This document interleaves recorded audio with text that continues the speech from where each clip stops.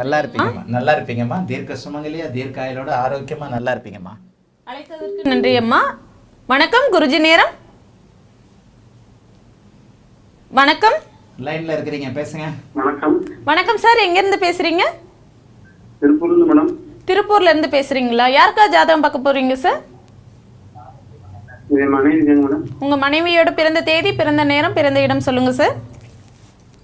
16 16 12 12 1973 1973 83 madam. 83 பிறந்த நேரம் 11:20 11:20 பிஎம்ஆ sir?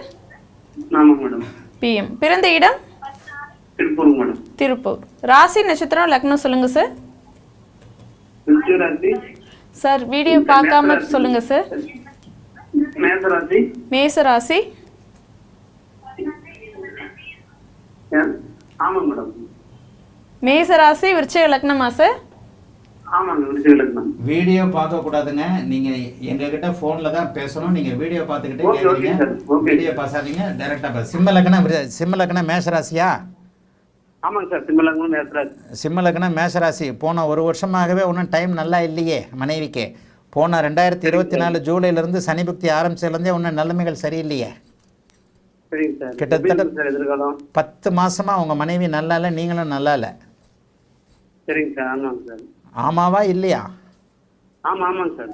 எப்போவுமே சிம்ம லக்னத்திற்கு சனி ஓரளவுக்கு நல்லா தான் சுபத்துவமாக தான் இருக்கிறார். இருந்தாலும் சனி வந்து ஆதிபத்திய அமைப்புகளை சுக்கிரனை கெடுக்கக்கூடிய அமைப்புகளை தான் செய்வார். இந்த ஜாதகத்திற்கு 2027 ஜூன் மாதத்திற்கு பிறகு ராகுதசை புதன் பக்திக்கு பிறகு தான் ஓரளவுக்கு நல்ல யோக பலன்கள் நடக்கக்கூடிய அமைப்புகள் இருக்குது. ராகுதசையே பொதுவாக ராகுதசை சிம்ம லக்னத்திற்கு கடக லக்னத்திற்கு நல்லதுகளை செய்யலைனாலும் குருபார்த்த சுக்கிரனுடைய வீட்டில் இருக்கின்ற ராகு வந்து ஓரளவுக்கு நல்லது தான் செய்வார். வீட்டில் யாராவது இப்போதைக்கு வந்து சிம்மராசி மீனராசி யாருன்னா இருக்கிறீங்களா? இல்லைங்க சார். சிம்மராசி மீனராசி இல்லைன்னா பெரிய சோதனைகள் கண்டிப்பாக இருக்காது. மனைவியின் ஜாதகமும் கொஞ்சம் ஒரு நல்ல ஜாதகம்தான். அப்படிலாம் ஒன்றும் பெரிய கஷ்ட நஷ்டங்கள் இருக்கக்கூடிய அமைப்புகள் இல்லை. குருபார்த்த சுக்கரனுடைய வீட்டில் இருக்கிறாராக சஷ்டாஷ்டக புக்திகளில் மட்டும் கெடுதல்களை செய்வார். இங்கே சனி புக்தியும் புதன் புக்தியும் கொஞ்சம் நெகட்டிவான புக்தி. கொஞ்சம் பொறுமையாக இருங்க. ஒரு வருஷமாக இப்போ நீங்கள் அடுத்தடுத்து வரக்கூடிய திசைகள் எப்படி இருக்குங்க சார்? குருதசைலாம் டாப்பாக இருக்குதுங்க. கேள யோகத்தில் சந்திர அதியோகத்தில் அட்டகாசமாக இருக்கிறார் குரு. சரிங்க சார். 50 வயதிற்கு மேலே வரக்கூடிய அமைப்புகள்லாம் நல்ல யோகமாக இருக்குது. ராகுதசையே உங்களை ஒன்றும் பெரிய அளவில் பட்டினி போடாதுங்க. ராகுதசையே வந்து உங்களுக்குள்ள ஏதாவது கொஞ்சம் குழப்பங்கள் கருத்து வேறுபாடுகளை கொடுத்தாலும் கூட செல்வ நிலை பொருளாதார நிலைமையில நல்ல அமைப்புகளை கொடுக்கும்.